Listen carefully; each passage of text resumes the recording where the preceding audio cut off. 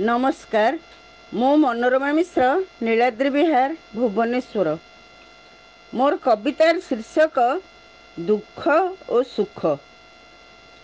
दुख माने शून्य एणे तेणे हाल्का भावे भासु थांती, न चाहिए भी आपे आपे चली आसती पाखकू। दुख माने शून्य एणे तेणे हाल्का भावे भासु थांती, न चाहिए भी आपे आपे चली आसती पाखकू।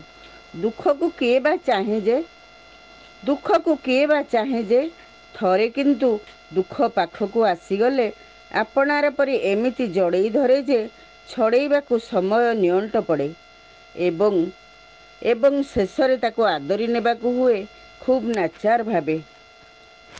सुख सबू पड़ी थांती एठी सेठी ओजनिया पत्थर खंड भली। सुख सबू पड़ी थांती एठी सेठी ओजनिया पत्थर खंड भली। अनेक किछिर विनिमय रे ताकू आहरी आनिबाकू पड़े। पाखकू आसी सुख हाल्का भावे झुली रही थाए। पाखकू आसी सुख हाल्का भावे झुली रही थाए। लागे टिककरे खसी पड़िबो, लागे टिककरे खसी पड़िबो एवं पड़े मध्य। शेषरे शेषरे ताकू सही जिबाकू हुए भाग्यकू दोष देई।